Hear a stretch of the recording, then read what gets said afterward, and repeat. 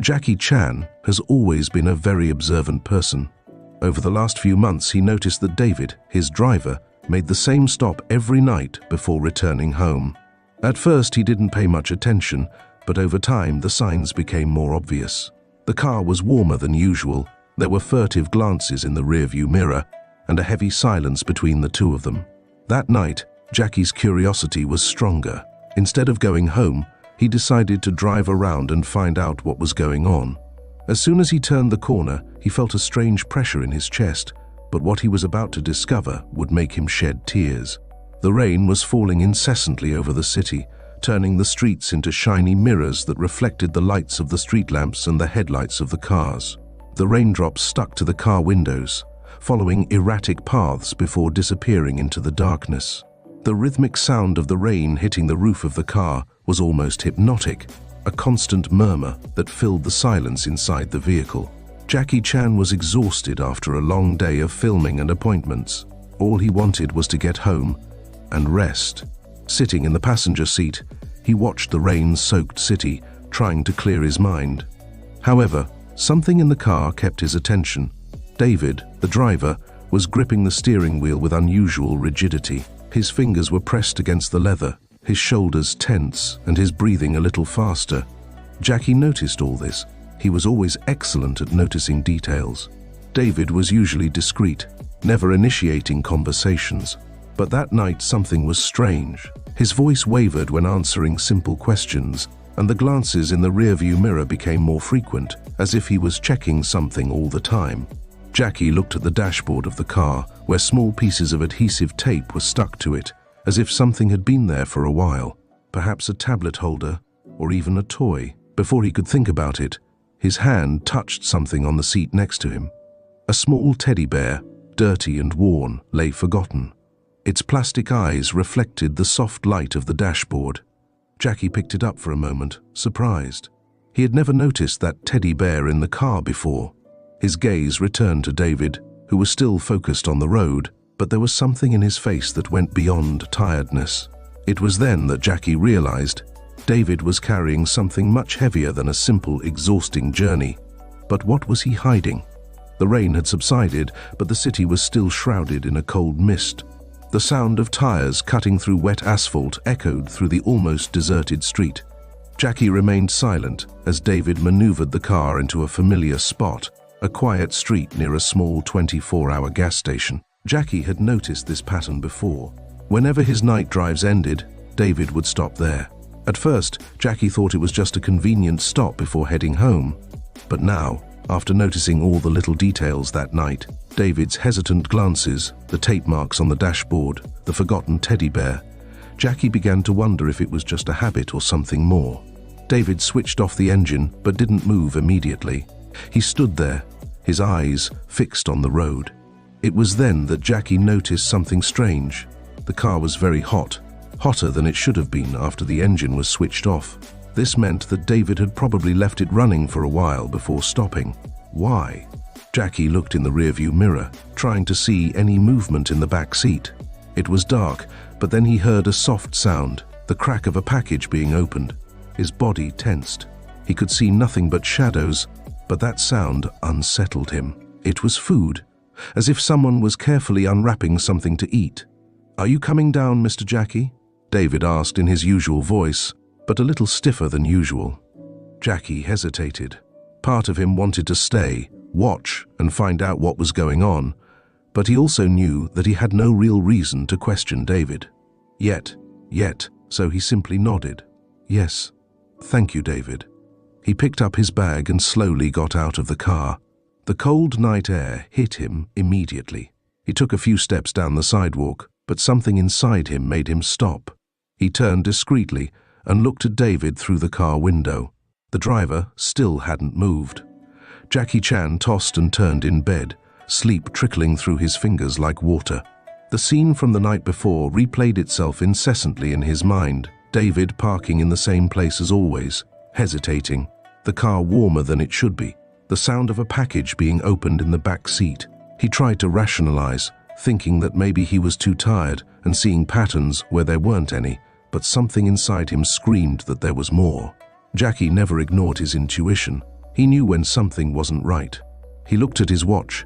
It was already past 2 in the morning. He let out a sigh, got out of bed and ran his hand through his hair. The only way to get rid of that uncomfortable feeling was to check for himself. He grabbed a jacket and his keys and left.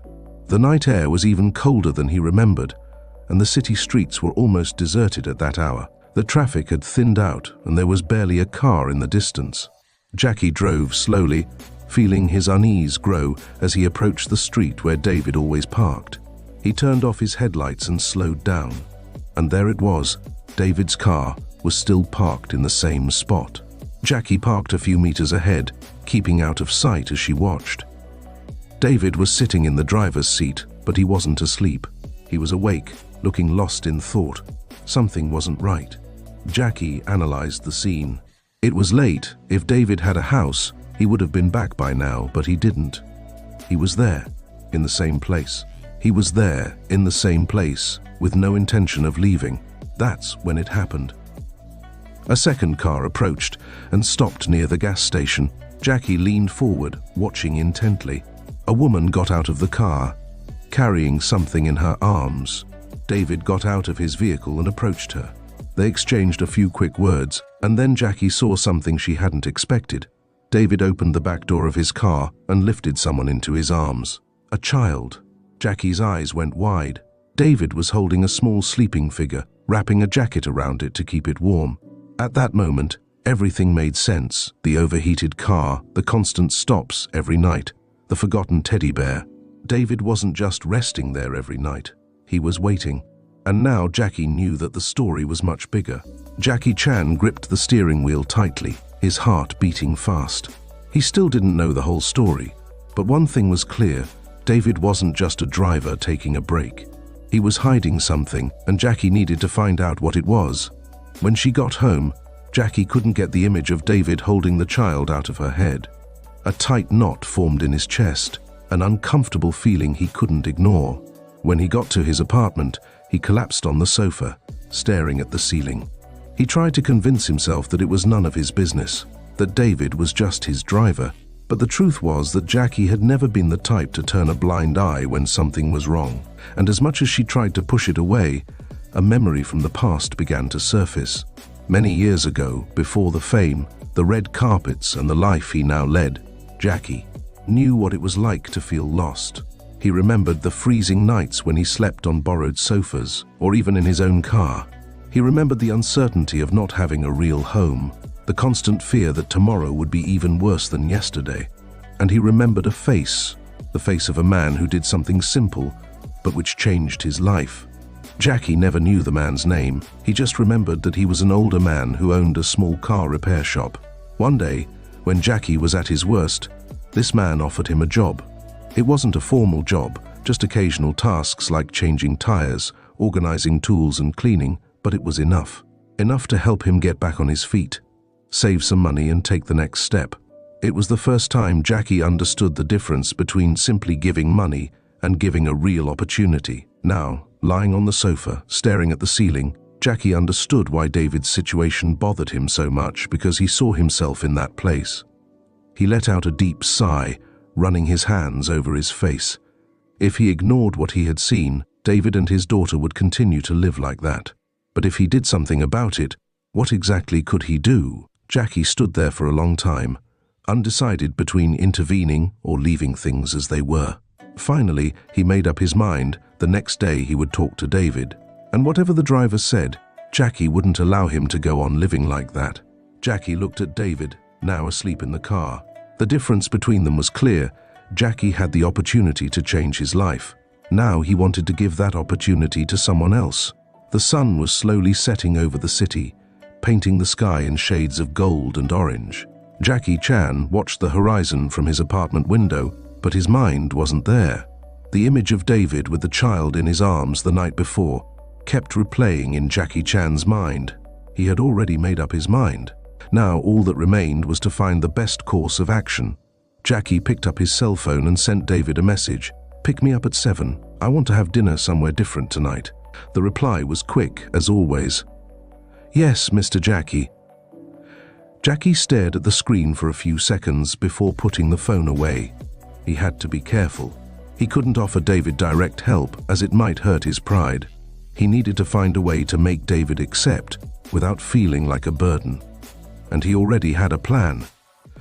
At exactly 7 in the evening, David's black car pulled up in front of the building. Jackie got in and greeted him with a slight smile. "Good evening, David." "Good evening, Mr. Jackie. Where are we going?" Jackie crossed his arms, pretending to think. "I'm in the mood for something cozier tonight. Do you know any family restaurants with good food and no paparazzi?" David thought for a moment before answering, "I know a small Italian restaurant downtown. The food is excellent, nothing fancy, but very cozy." Jackie smiled. "Perfect. Let's go."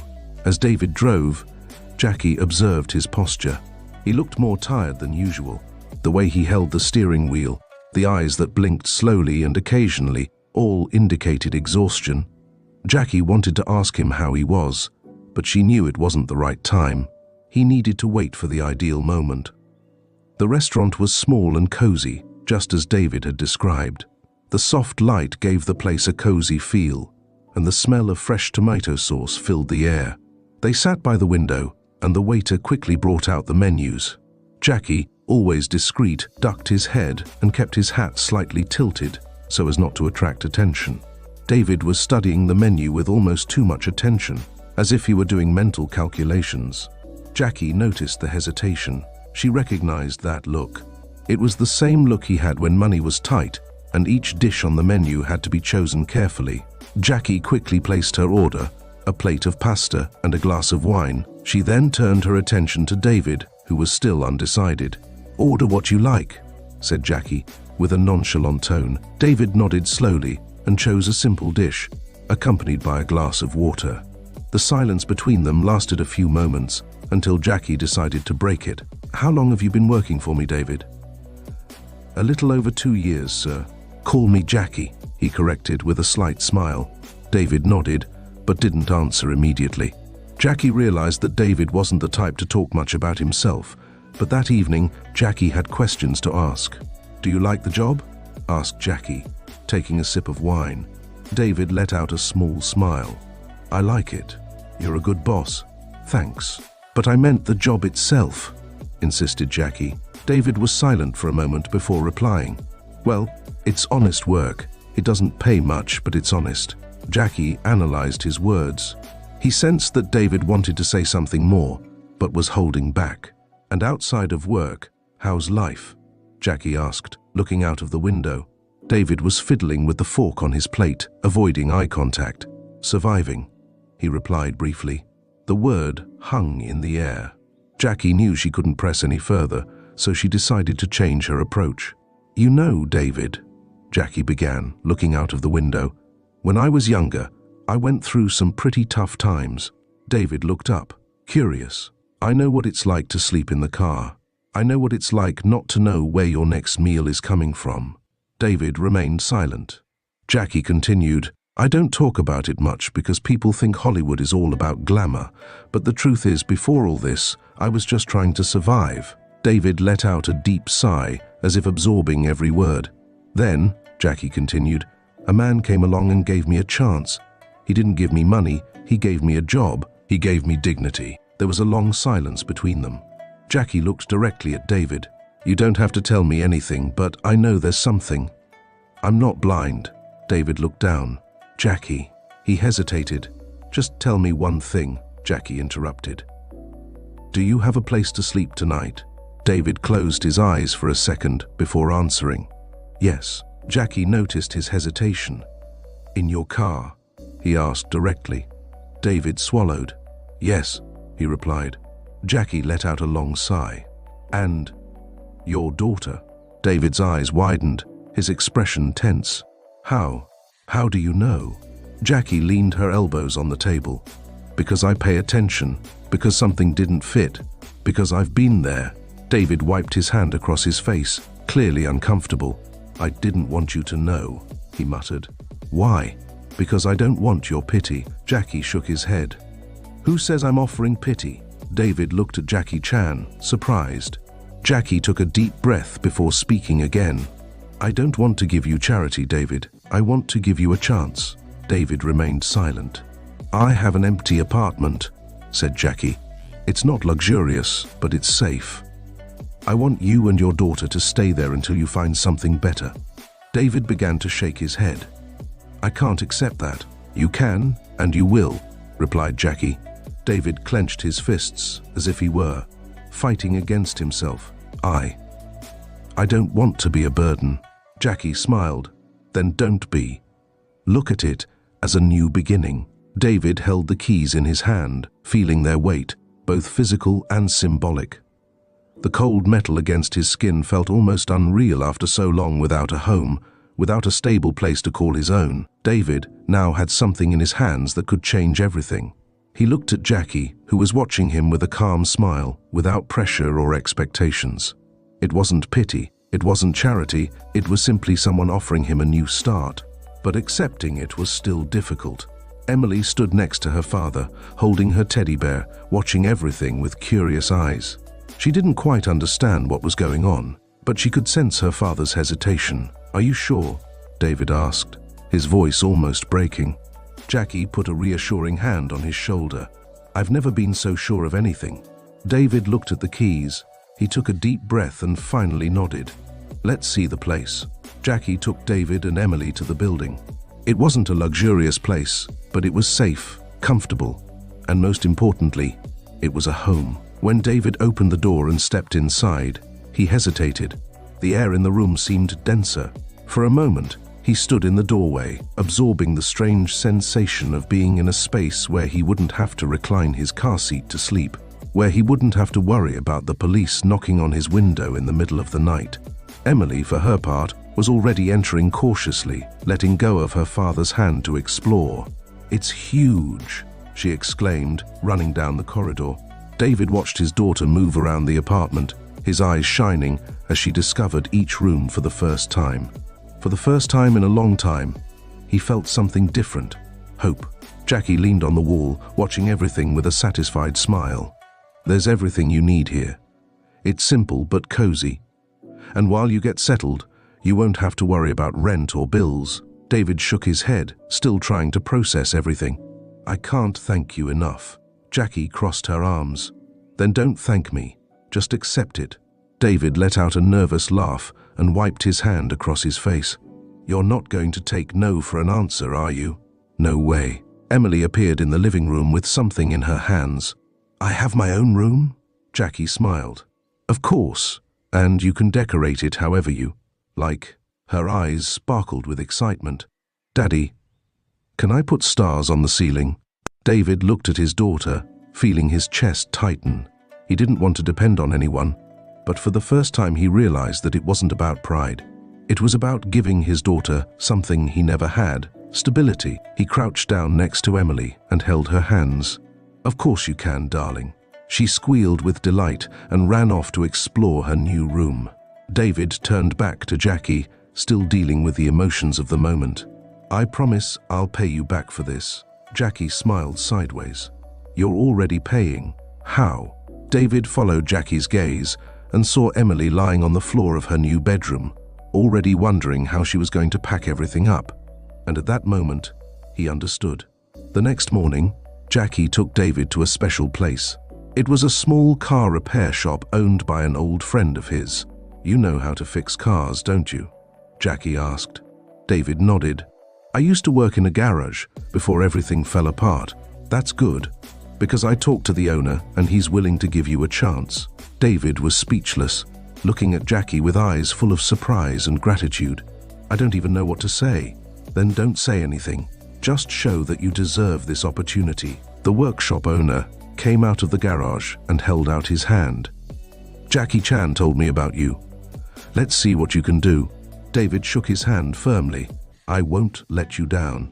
Jackie smiled. "I know you won't." That evening, after his first day at work, David returned to the apartment and found Emily sleeping peacefully in bed. He quietly approached her and brushed a strand of hair away from her face. "We did it, princess," he whispered. She mumbled something in her sleep and hugged her teddy tighter. David got up and went into the living room, where Jackie was looking out of the window. "Is she all right?" Jackie asked. David nodded. "Better than ever." There was a long pause before David spoke again. "You changed our lives." Jackie Chan smiled softly. "No, you did that. I just gave it a push." David took a deep breath, feeling the weight he had been carrying for so long begin to ease. "I'll never forget that, Jackie." Jackie patted him on the shoulder. "Just promise me one thing." "What?" Jackie looked at him seriously. "When you get back on your feet, when you're stable, help someone." David was silent for a moment, letting the words sink in. Then he smiled. "I promise." It had been a few weeks since David and Emily had moved into their new home. Life was beginning to stabilize, something approaching normality. David was working long hours in the repair shop, determined to prove himself, while Emily was starting to go to school, something she'd never had the chance to do regularly before. For the first time in a long time, David could breathe without the constant weight of uncertainty. Jackie had stepped aside, giving them the space they needed. That was David and Emily's inspiring journey, and the transformative impact that Jackie Chan's kindness had on their lives. But now I want to know, what did you think of this story? Do you believe that small gestures really can change someone's destiny? Leave your opinion in the comments. Let's talk about it. And if this story has touched your heart, don't keep it to yourself. Share it with someone you think needs to hear this message of hope. And, of course, subscribe to the channel for more stories that show the power of generosity and self-development. Want more inspiration? Then click on one of the videos that appear on the screen to continue watching other moving stories that will make you think. See you in the next video.